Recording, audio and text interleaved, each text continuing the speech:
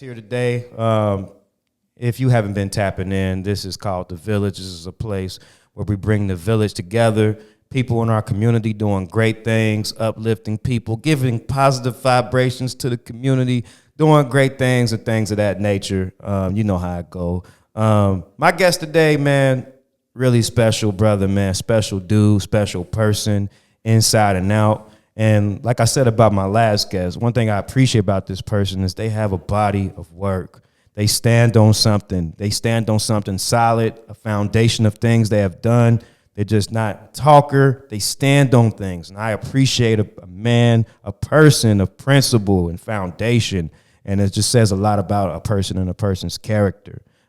So my friend, artist, engineer, human being, humanitarian, give it up for Mr. Devin Burgess. Yay, push the button. Yes, sir. What's going on, brother? How you feeling? Thank you for having me. You know what I mean? So, yeah, you know what I'm saying? You know, we just kicking it, man. How you been, man? What's up? What's good? I'm good, man. I just left the crib. I just got out of a session and got done writing a record before I got here. So when I leave here, I'm going to go home and go rap the record and mix it and do all that stuff. Fire, man. Fire. You know, I don't want to really do all the platitudes. And I mean, of course, I'd love to ask you where you're from, and I'm going to do that. But, you know, I want to jump right into that, to the mess, man. Like, you know, you've been creating for years. You know, you've been making music for over how many years?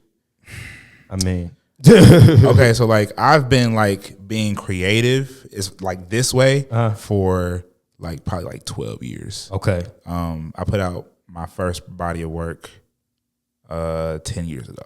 Okay, 10 years ago. Yeah. You know what I mean? So you've been through the ins and the outs of the creative process. And you know, I know when you first start out, you know, you may be trying to prove yourself, you may have a chip on your shoulder, you may have, you know, different motivations for creating. But now you're in a space now where you've been doing it for so long, you know your process, you know your output. You know, what's changed now? I know there's a sense of calmness when you create. Have things slow down for you? Are you not rushing things? I know you're like real big on your rollouts and putting your art and your creations together before you put them out. Yeah, just talk to me a little bit about your process these days, man, and how that's like a contrast from when you first started. Okay, first and foremost, let me correct myself and say that I lied. And I put out my first project 12 years ago, but as far as like being consistent with what I've been doing, it's been 10 years. Been 10 years, okay. So yes, because I put out my first project in 2012. Okay. That was 12 years ago. Okay. But to answer this question, I'm gonna not lie no more. Yeah. Let me see. Things, man, like as you get older, like your output definitely becomes different. I mean, we've seen it from even some of like our biggest artists, like Wayne and Gucci don't create at the output that they used to. You know what I'm saying?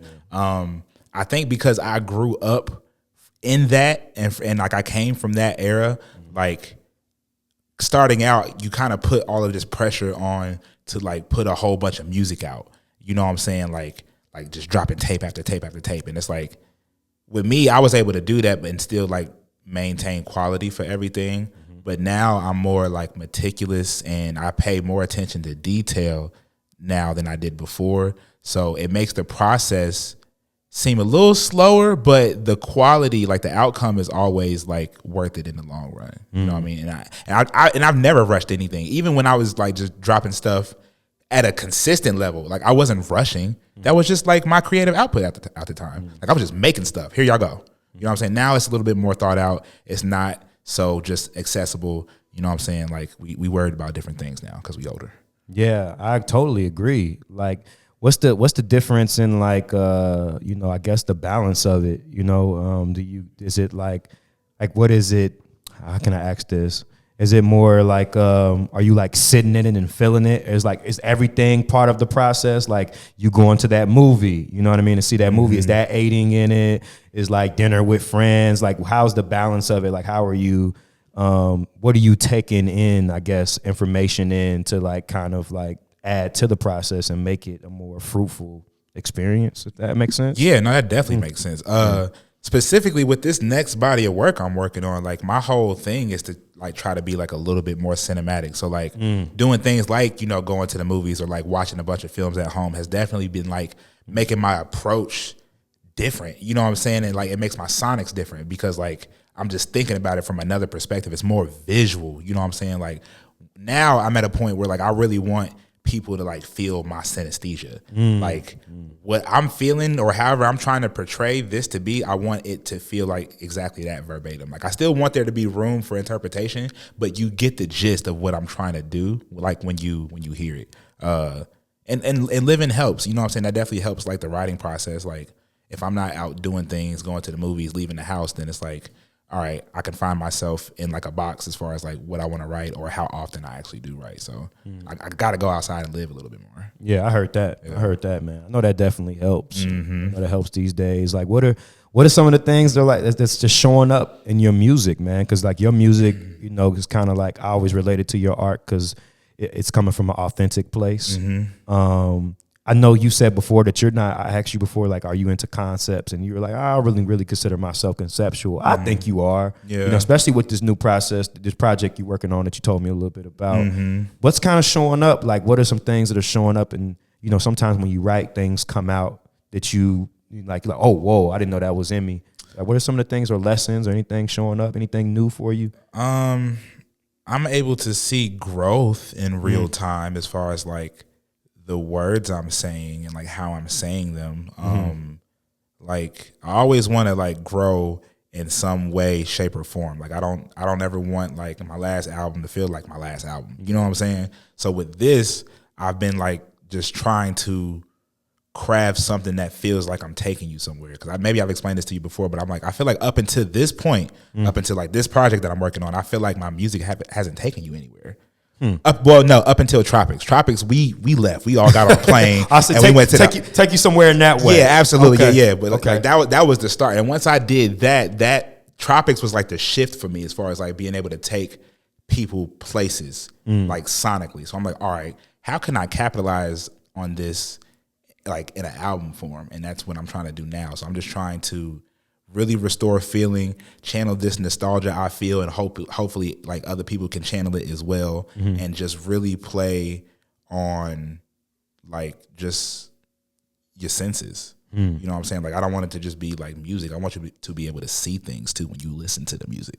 So it's really just trying to be like more visual, more intentional. Yeah. Nah, I heard that, man. That's what's up. That's pretty fire, man. You know, when you I feel like, well, I can't say this. I don't want to assume, but like I know a lot of people know you for Devin Burgess, the engineer, the musician, the artist. You know what I'm saying? Like, I know you creating. You've always been a community person. You know, you do it like, you know, you put your hands in many different hats, and also with you being an engineer, you know, you're constantly, you know, uplifting others in so many ways. Like, what's community been like in your life these days? How has community been showing up for you? How are you showing up for them? What's just community to you currently right now, man? Community and having a village, haha. Yeah. That definitely is everything as far as like it corresponding to your life, to your creations, everything. Like the people you have around you is a reflection of yourself and vice versa. So I try to keep like-minded individuals, people that keep me accountable for things, and I keep people very accountable of things. Like I'm quick to let someone know something about themselves. And just like showing love and understanding that like not everything is also like just for money. Like you and I have done like barter system things, you know what I'm saying? So like being around people that understands that is beautiful because we're all under capitalism and everything is expensive and we may not have it right now, but I got this service that you might want and you got this service that I might want. How can we meet in the middle? You know what I'm saying? So like it is everything. It's very beneficial for like my survival personally. Like, I'm so thankful of the people that I know, because it's like if I didn't know all of these people, like I wouldn't be doing the things that I'm doing, because I want to do good for myself and the people around me, so like they can have things to do that make them feel good. You know what I'm saying? So it's everything, bro. Yeah. Do you think that like is holding communities back, like not having that, like not having that mindset of like, hey, can we trade goods and, you know, kind of share? Do you think that's like, you know, do you think that's a common ingredient that's showing up in our? I'm not sure. I know you're more in our community often. You know what I mean? Do you think that's something that we're doing as a collective, or do you think that's something that's missing and needs more of? What do you think, just in our community, in our village in general, right now? I think both. I think we have it, and I also think that there could possibly be like a little bit more. But I also understand that like we all are doing business with each other, man, under the name of community. So like that's how like the waters can get a little murky. So I think the common denominator for all of that is communication. And that could always be better. Like, for sure. I don't want anyone to feel like they can't come talk to me about something because of a way I'm perceived or the way I handled another situation. It's like, that may not be your outcome. You know what I'm saying? Like, just speak up. And I'd much rather you tell me what's going on up front as opposed to finding out like at the last minute. And now I'm just stuck with like an ultimatum or something. You know what I'm saying? Like, just communicate better as efficiently as you can. And that's all we can do is hope for the best, because even that's not going to change stuff. Like, that's not promised to work just because people communicate better with each other. Like, you know, but we can all try a little better. Try a little better. I agree, man. I totally agree, man. I totally agree. I mean, now it's like, I want to know a little bit more about, where you come from, man, because, you weren't always in the city. You didn't grow up in the city, did you? Nah. Yeah, where'd you grow up? I am from Middletown, Ohio, born and raised. Okay. From there, I moved to Liberty. From there, like a couple years after that, I moved to Westchester. A couple years after that, I moved to Fairfield. Ended up going to a performing arts school in Hamilton. Graduated from Fairfield High and the performing arts school in Hamilton. Ended up moving back to Middletown, and then I moved back in with my mom, and then I moved to the city 4 years ago, and I've been here ever since. Wow. Yeah. So, I mean, you got a lot. You were able. It sounds like you were able to connect to a lot of different people because you just had different types of people around you. Oh, absolutely. Especially growing up in like Fairfield and like being exposed to just different cultures and different races of people. Yeah, racism, facts. You know what I mean? Just that out there, bro. You know how it go. Yeah. I was telling someone the other day, I don't remember what I was. Oh, we went to Joyce Park for the eclipse, and I was telling my roommate, I'm like, bro, I hate coming uptown now. Like, and I also went to Middletown the other day, and the only reason why I like being in Middletown now is because that's home. But like, I also hate being there. Like, we was in Fairfield, and we was on a side street, and it was like a Trump kiosk outside like these people's house, and it's like, oh yeah, we got to get further south. Oh yeah, for sure. It's a different type of feel.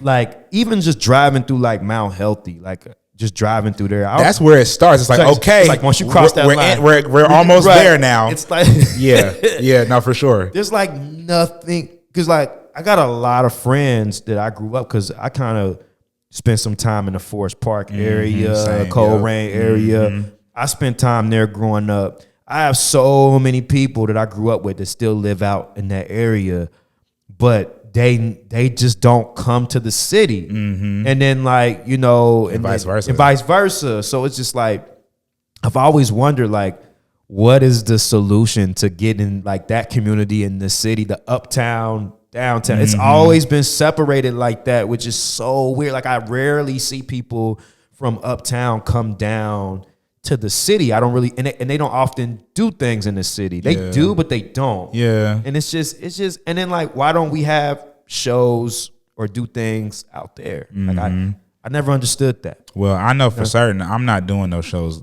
uptown. Y'all better come down here, bro, first and foremost.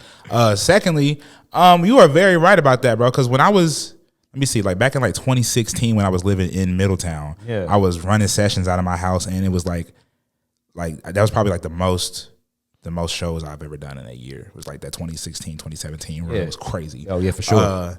But it was like hell trying to get people down to Middletown. Yeah. And like, I get it. Like, if you live in Cincinnati or whatever, it's a drive, but I've always been like a commuter. Like, I commute, bro. Me too. So like a 30, 35 minute, 40 minute drive is nothing to me. I'm gonna put this album on, put this podcast on, and I'm gonna zone out. When I look up, I'm already where I need to be. Facts. Other people don't have that luxury of thinking about time that way. Yeah. So like, they complain more, and I get it, but like, bro, you gonna go to wherever you want to go. Like, stop playing with me. You just don't want to come down here. Like, that's a fact. Like, it's okay. It's a fact. I just I just don't understand it. I never understood it, and they just don't. Yeah. They just don't do it. I was in Middletown coming to like Cincinnati has been where I did shows. Like I didn't really do shows in Dayton, and Middletown is technically closer to Dayton. Yeah. But like most of my friends, most of the people I went to high school with was like towards this side of Ohio. You know what I'm saying? So I'm like, all right, I'm gonna go to wherever the people is at because I don't have a fan base in Middletown.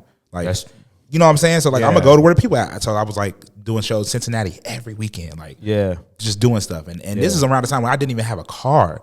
Like shout out to all the people that was giving me rides and rolling with me to the shows during that time. Like because if it wasn't for them, I wouldn't have been able to do as much shows as I did and like build a foundation that's gotten me to where I am now. You know what I mean? Facts. When did you kind of like, you know, as a kid, I mean, you know, I would play around with like SoundClick and stuff when I was like 10 years old. I'd get on my dad's computer and look for beats and try to, you know, rap into the computer speakers and stuff like that, man. But I never looked at myself. I never like, I can do this. You know, I can go rap or go make something or create something. I didn't even look at myself like that.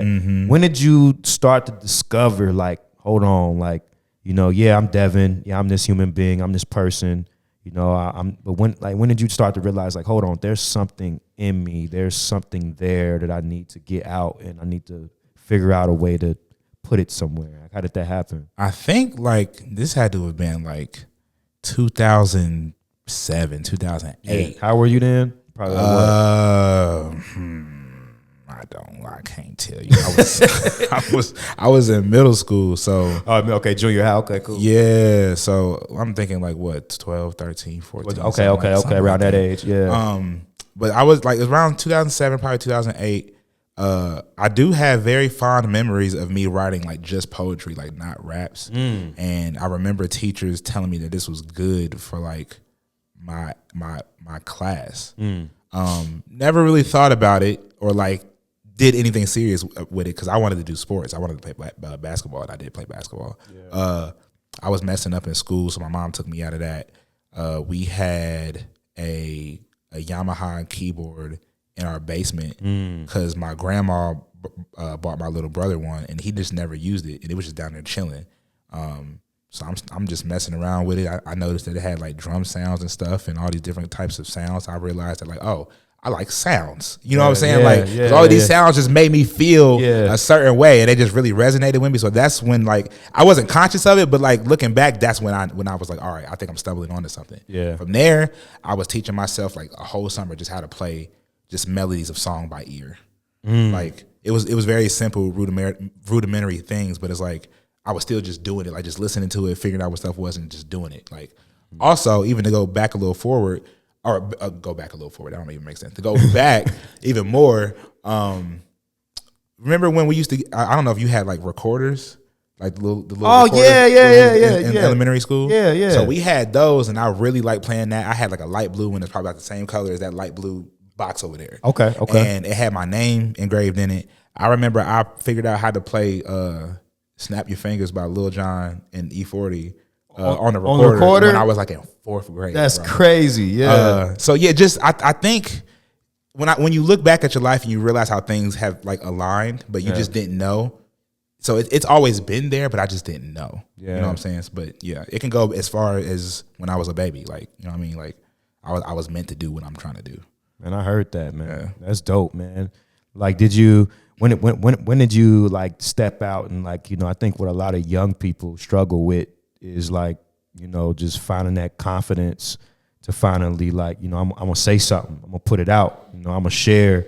You know, I think that's something we get as we get older. We get a little I don't care in us. Yeah, you know what I'm saying. But I know it's like as we're younger, like, you know, like were you always kind of confident in that voice, or did it like you know because I know, you know, early on people may put you down, man. What you doing, bro? Put that down. Like, were you always confident in that voice? Were you always outspoken? No. Okay, when did you kind of build that confidence up? Like around the same time. The 2008, 2007 type time.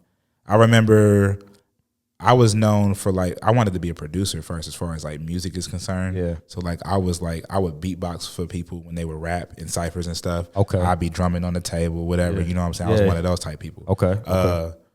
one day the homie was just like, bro, like you should write a rap. And I was just like, all right. So like this is like in between classes. So I go to the next class. We supposed to be taking notes. Remember the overhead where the teacher would turn the lights off and put the little thing on the paper and it'd be on the screen? That's crazy. So it was during that time. So the teacher can't really see what we doing. She think I'm taking notes. No, I'm trying to be a rap star. What are you talking about? So I'm rapping. I don't know what I said. I couldn't tell you what my first words ever were, bro. Yeah. But I remember vividly going to lunch like a couple periods later, rapping up to that same homie, and he was like, "Yo, that was actually dope. You should keep rapping." I just been rapping ever since, just because that one person told me I was dope. So I was crazy. Like, shout out to Breon. That's the homie for life. That's crazy, yeah, bro. for sure. That's crazy. I'm gonna always give him love for that, because if it wasn't for him, I would not be here. I heard that, bro. For real. I heard that, man. What? So then, when when you started to like evolve and grow, you know what I mean? When did you really start like getting out there, man? It's like, yo, I'm about to jump out here, bro. I'm about to jump out here, put it out. You know what I mean? I'm gonna jump out here, man, put some music out, man, perform. Man. When did you muster up the courage to just do that, man? So I think I don't remember what year this was, but yeah. I want to say it was maybe like summer of 2010, maybe like fall 2010. Yeah. Me and the homies was outside kicking it, because I lived in a place called Mill Creek in Westchester. So like it's just like a place that it just goes around, but there's like an exit and an entrance or whatever. It's like an apartment building complex, condominium complex. But we was out kicking it, and my mom was dating this dude at the time, and they was outside just kicking it on the porch, and he had music on, and then I think he just started rapping, and then the homies I was with just started rapping. And at this time, I had been like writing raps, but not really showing too many people outside of like the couple people in school I was rapping with. Okay. And my mom was there, so I was just like, I'm about to rap. So I started rapping. My mom had never heard me rap before, didn't even know I wanted to rap or whatever. Maybe she did. I don't know. You know how moms be knowing stuff that we think that they don't know. Absolutely. She probably did. I don't know. But I just started rapping, and I'm cussing and everything. Like I just didn't care. I'm about to get these raps off. Yeah. And at the end of it, my mom pulled me to the side, and she was like, yo, like, that was crazy. Like, like you are actually really dope. Yeah. And she was like, the cussing is whatever. We had to talk about that or whatever. But like outside of, she was like, you sound like good. And that kind of gave me the confidence I needed. A year and a half later, I would release my very first mixtape called The Elegant Project. That's fire. Yeah. That's fire. Like, so I gotta ask you that. Like, did you just have that feeling when it came to like sequencing your first project? Like, how did you put that together? Like, where did you put it out on? Did you put it on the CD and sell it at school? Like, what did you do? Like, how did you put it out? What was the first rollout like? Bro, okay, so I definitely had it on CD. Okay. And like I'm talking about, I burned all the CDs myself and hand wrote Big D, The Elegant Project on it. You know what I'm saying? And sequencing it was easy and fun, because when I was younger, I used to go to my pop's house, and he used to have like all the new mixtapes, all the new albums, whatever. So whenever I would go over there, I'm going on his computer just to see what he got. So I'm making full albums for myself, as well as like mixtapes, where just taking just individual songs that I like. And I was like sequencing them, not realizing that like years later I would be making albums. That's what I was doing back in the day. So like that came easy. That is very like luxury, like grand, like maximal, like music. Yeah. It's not mixed well. Yeah. But like my idea, I was thinking from a person that had already made it. That's why it's called The Elegant Project. So like I'm trying to be like braggadocious, you know what I'm saying? But it's also like it's a lot of introspective songs on there for no reason. But like it's an album. Like I literally put a whole album together, like my first project, no industry beats. Like I got all of these beats, outsourced them. I'll say it, I was stealing beats at the time, you know what I'm saying? Yeah. And then just put a whole album together and put it out, and that's fire. Like I've been doing this since I've been doing this, like for real. Yeah, you know what I mean? Yeah. Like I just been ahead of the curve and just standing out, because at that time no one had anything even similar to a name called The Elegant Project. Yeah, like at all. I like that name. Even to this day, I like that name. Like it just rolls off the tongue nicely. Like I just know what I've been doing since I've been doing it. That's fire. You know what I mean? That's fire, man. Did you ever have a struggle with identity, like when it came to like knowing who you are? like when you're sharing, or were you? I mean, we all start off imitating, our favorite people. You know what I mean? But I'm not gonna hold you. Did you like? Yo, I'm Devin. Like I'm. Yeah. Yeah. Okay. Like okay. I never struggled with identity because I didn't ever want to be anyone. We all got influences, but it's like yeah. But it's like I wasn't trying to be these people. I wasn't listening to these songs to be like, all right, let me try to make a record like that. Yeah, I was just like, right. what beats resonate with me? Like I was looking up like type beats like on YouTube, like most people do, but like I wasn't looking to make records like these people. Yeah. Like bro, if I showed you records from like my first record, you could be like, all right, this definitely sounds like Devin. Okay, like, okay. Even back then, back then, like you could still like it's just always been me. I've known who I am. Yeah, I don't struggle with identity at all. Like I've just always known, like I just want to be myself and get these raps off and go home. Yeah, that's fire, bro. Yeah. That's fire, man. That's a gift, man. That's a truly that itself is a gift. Just I appreciate you saying yeah, for sure, bro. Like just being able to hear yourself and like understand, your own voice. That's something that. Bro, today, that's something everybody's struggling. A lot of these young people struggling with, bro, just trying to figure out, who they are. I know that's something I struggled with as a kid, you know what I mean? Just probably because I got bullied a lot. So it was just a lot of other voices in my head just trying to tell me like, oh, that's that. That's what this is. Like, you shouldn't do that. So like to be, centered like that and grounded like that at a young age, bro, that says a lot. You know what I mean? Also says a lot like how you can produce. Like, you know what I mean? That fact that you can sit, like that's a lot, bro. Like that's a good question to ask because I don't know how you do it, bro. I don't know how you're grounded in that way and centered in that way to sit, mix somebody's stuff, no matter how bad or how great. Like you could just sit there and be like, okay, this is the job. This is what I'm going to do, and still be centered enough to be like, that's done. All right, I'm about to go write a record. Like I'd be like, bro, I'm drained. I just sat there. Like, what is going in? Like, how do you like, I guess, like divide the two, bro? How do you find that balance? Like, how do you like recharge? Do you recharge? Like, how do you, cause like, you're wearing two hats, bro. You're engineering, you're mixing, mastering, all that, bro, producing stuff for people. And then still being like, I'm gonna put this here. You know what I mean? And then I'm gonna go over here and I'm gonna write this record. Like, you know what I'm saying? Like, that's crazy. I like to think that I'm wearing a hat that got hats on it. Say more. So when people be like, you wearing two different hats, I don't think I am. Okay. Because of how fluidly I do everything. Yeah, you know what I'm saying? So like I have a hat on, but that hat got hats on it. So every time I'm wearing that one hat, I'm wearing four hats. You know what I'm saying? I hope that makes sense to people. Okay. Yeah, it's like, a bar. Like I don't think that it's not really separate to me because I'm doing everything simultaneously, like 9 times out of 10. Like when it comes to engineering, it's not at that point. It's not about me. It's about what the client want and then what's best for the record. Once we establish that, okay, cool. I can go work on my own stuff now. That has nothing. Even if a person was terrible, I'm gonna be like, all right, this is over.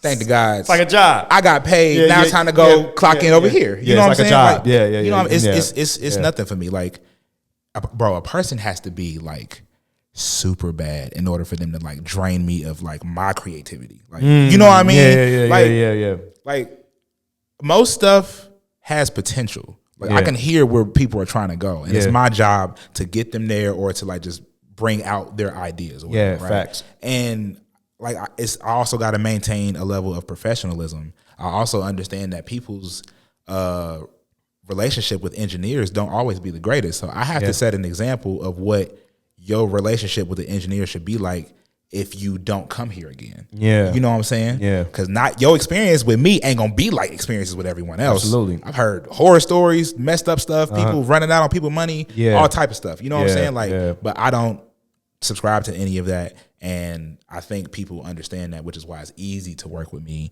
And because I'm just gonna let you do what you want to do. Like as long as you got the time, we still got time on this hour. All right, bet, run it. We can just run it. We can try anything. Yeah, for sure. You know what I'm saying? Like it's all about the music and the client at the end of the day. And then I can worry about my own stuff on it, like over here. Yeah, you know that's what's up. That's what's up. So you're able to look at it like, yo, this is a task. This is just not. This is just a job. You know, you're almost like a barber in a way. You know what I mean? It's just like, it's a service. Absolutely. You know what I mean? And then you can separate it. I'm on the outside looking in, I'm looking like he's being creative right now. But you are. Yeah, no, for sure. You know what I'm saying? So, but you're detached from it in that, and then you're able to, jump back in. But in a way, but you're still not attached. So, I might say, because I'm not like detached from it. Because it's like I'm treating everyone's records like I would my own. Yeah. It's just that like it's easier for me to clock in and out on someone else's record as opposed to my own. I might be clocked in on my record for hours upon hours. Yeah. But with you only bought 2 hours of time. You see what I'm saying? For sure. Yeah, I get that. I get that. So I know we worked on something together. Multiple things. Yeah, multiple things, a lot of things. You've done like albums with other people, produced other albums. So I consider you like almost like how a coach is or educator. You're a producer. There's a difference. Like, you know what I mean? Like, I wouldn't consider you a beat maker. You know what I mean? Like, as great as Jay Dilla was, and he's one of the greatest beat makers. You know what I mean? Like, some people like Dr. Dre, they're a producer. They're going to walk you through what they want you to do with the song. They're not just going to make you a beat. Be like, yo, like Madlib is cold at that. He'll make you a fire beat and probably send it to you or whatever, but he probably won't. I've heard stories that Madlib just sends packs. Yeah. You know what I mean? For sure. I'll be on that. Yeah, you be on that too. But you're also like part of the making of the, like, you can like, okay, let me put this here, you put this here, put this here. So what is when it comes to you producing someone, what is your style like? Are you know what I mean? Have you ever like did a project with somebody where you were actually like, I'm thinking this is the direction of it, like, or do you kind of let people have free control? You kind of add in your input. Like, what is your production method? Because I definitely consider you a producer because you've brung the best out of some of my records. Yeah, for you know what I mean, in an unspoken way. You know what I mean? It's just like, I know he'll feel this, or what you think about this. It's just kind of like you have that intuition and that instinct. So, talk to me a little bit about your just production, man, and just you producing things for people. So it definitely is a combination of both. So sometimes people will just buy beats off of me, and then like they'll be like, I'm putting a project together with your beats, and then put it out. Okay, that's cool. Yeah, you want nothing to do with it. Well, it's not even that I want. I would love to have something to do with it because my name is attached to it. But like just how they work. Yeah. And if they didn't ask me, I'm not going to like necessarily like push for you too, even though you definitely should. Yeah, for sure. But if that's how they want to work, cool. I let it's whatever. But like those albums and then the albums that I actually craft with people, to me feel vastly different. Yeah. Because like it was time and energy shared in these records. You know what I'm saying? Not just like a monetary gain. Like I give you a beat, you give me money, boom, you make a record, you put it out. It's like, nah. Some of the stuff that I made for people, we sat on for months, a year before we like put it out. You know what I'm saying? Like, but all of those records feel like especially special to me because you can hear like it took like we took time, we crafted this as opposed to someone that just put something out. That's cool, and that don't take nothing away from the record, but like the feeling might be different. Like they definitely feel different to me. But I mean, anything that got my name on it, like I want to be as hands-on as possible because my name is on it. So like if you take something of mine and do what you do with it, all right, I'm trusting that you have the creative ability to do what I need you to do on this record. Otherwise, don't tell no one that my name is on it. Like don't even tell anyone I produced it. But I haven't had to go through that, which is a blessing. That also is a blessing that I can like pick and choose who I want to work with. Like I had a client today ask me, do I post my beats on like BeatStars or YouTube? And I was like, nah, because I don't want anyone with access to my production. Like I care about the stuff that I make. Facts. And if I want people to rap on it or whatever, we're going to have a conversation. I just don't want some guy from Idaho that I've never heard of doing his rendition of his favorite rap song on my record. Right. It's just as simple as that. I heard that. Yeah. That's fair, bro. I heard that. I totally respect it. You know what I mean? I got a question for you. What's up? Do you think that you don't consider Dilla a producer because he passed away too early? I don't, and he could be like, and you know, I think maybe, and I just don't. I guess those early Slum Village albums. He made those beats, but I haven't heard too many stories about him directing the album, being hands on. Yeah. Usually the stories that I hear, but I wasn't there, so I don't know.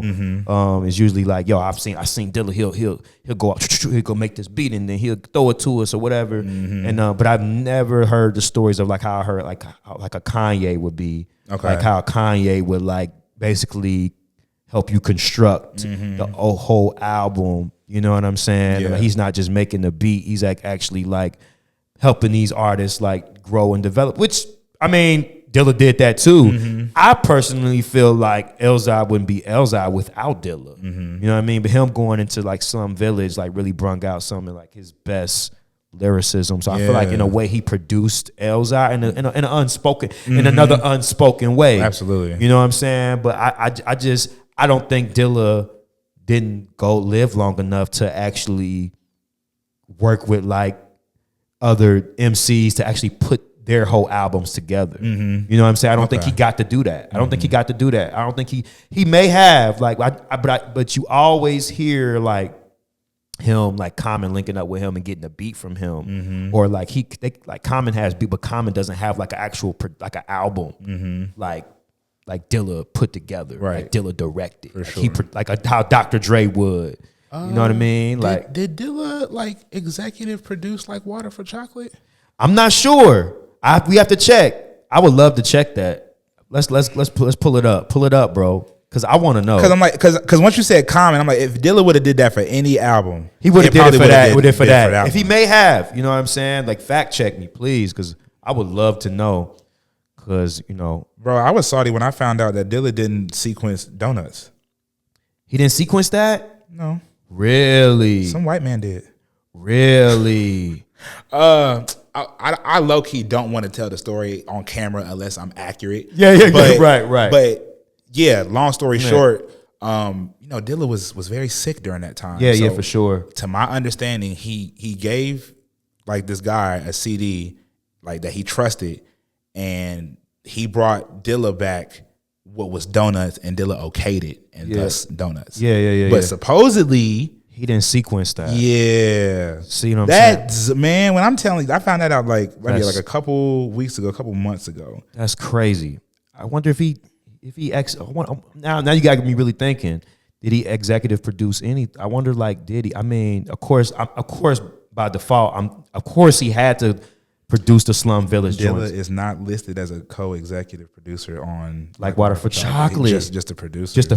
Just the beats. Yeah, wow. Interesting, man. Yeah, I mean that makes sense. He was just all about the beats. He's all about the beats. Yeah, he was just a great beat. He's a legendary beat maker. There's nothing wrong with that. I still believe that it's like mad Dilla beats that no one has ever heard. Oh, or maybe for sure. maybe his mom and his brother, or like J Rock or something. Or House Shoes only have heard. Yeah, you know what I'm saying? Like, but yeah, it's that man was cranking. It's just cranking, just beats, bro. Like just beats, man. I mean, that's still mastery. Like, you know what I'm saying? Like, it's just, and like, yeah, it's just like, I was talking to a friend. I just like, I was like, bro, there's nothing wrong with being a beat maker. You don't have to be a producer. Yeah. Like, you know what I mean? There's not one higher than the other.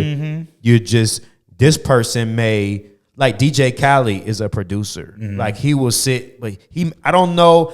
I know he makes beats, maybe I've seen him press buttons, but you know what I'm saying? But I know he he directs albums. Yeah, okay, so I think You know Khaled is like, okay, I got this record. I need to go get Ross. I got to go get Future. He's I'm going to put producing. y'all on Yeah, this, yeah, and we're going to put Jeremiah on the hook. Yeah, Boom. yeah, You know what I'm saying? right. Like, I'm pretty sure he does Right. that, but like, I personally have not seen no footage. No, I mean, okay, there is a video of DJ Khaled hitting like an NPC, I but see it's that. not turned on.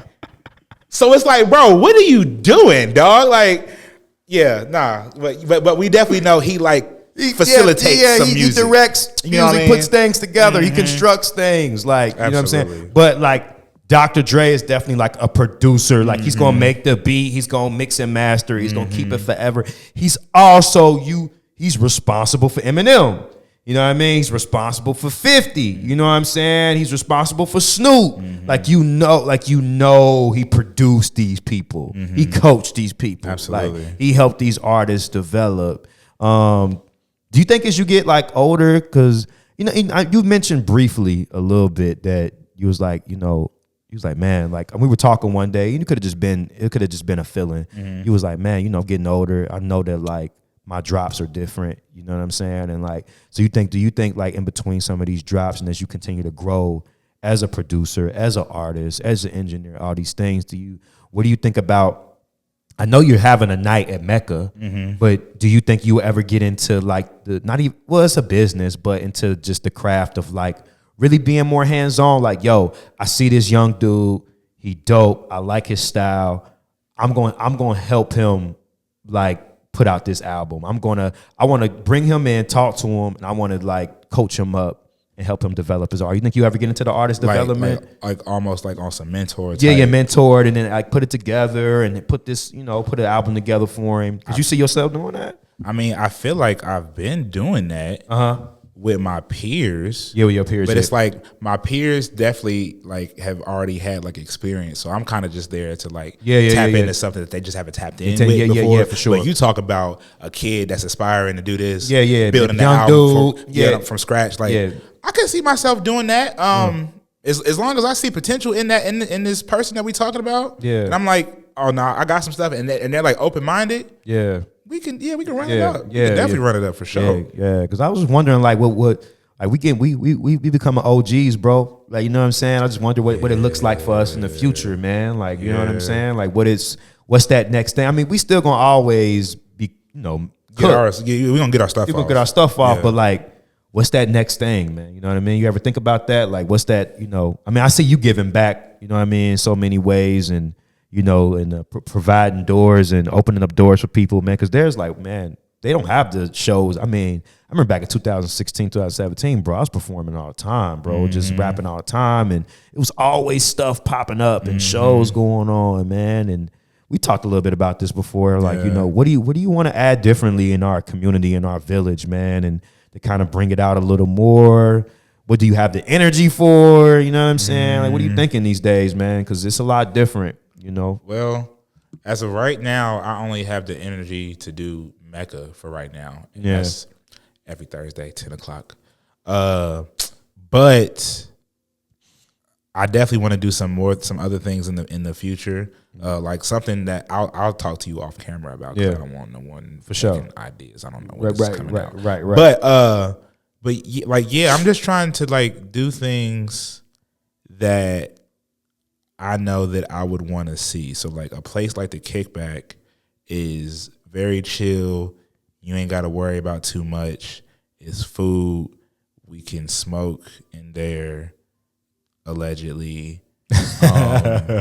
And like, it's just a very chill place, and I feel safe when I'm there. Word. And other people feel that way. So like, I want to do more things of that nature in other places.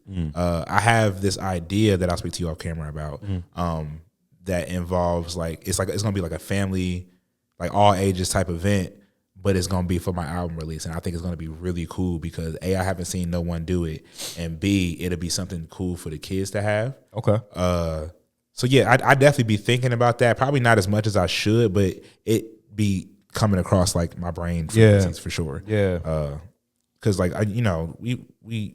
I do as much as I can for myself, but like I don't know what my future is gonna look like. So at least while I'm here, I just want to be able to still make an impact. Yeah, be present. You know what I'm saying? Yeah. Sure. I heard that, man. Like, what's man? I guess we could get a couple more in, man. What these days, man, what is anything going on outside of just, you ain't got to get too personal, just outside your art, man? What are you kind of doing just as Devin, man, just as the person to help you recharge your batteries, man, and kind of just live a little bit, man? What's going on these days? It's crazy because people be like, what do you do outside of music? Yeah. And like, to me, I'm like, I am music. What are we talking about? So it's like, like doing music recharges me. Yeah. You know what I'm saying? Like making beats like recharges me. Like I love to engineer. I wish I could rap more. Yeah. You know what I mean? Like I'm a musician, and this has been paying my bills. So like this is what I do.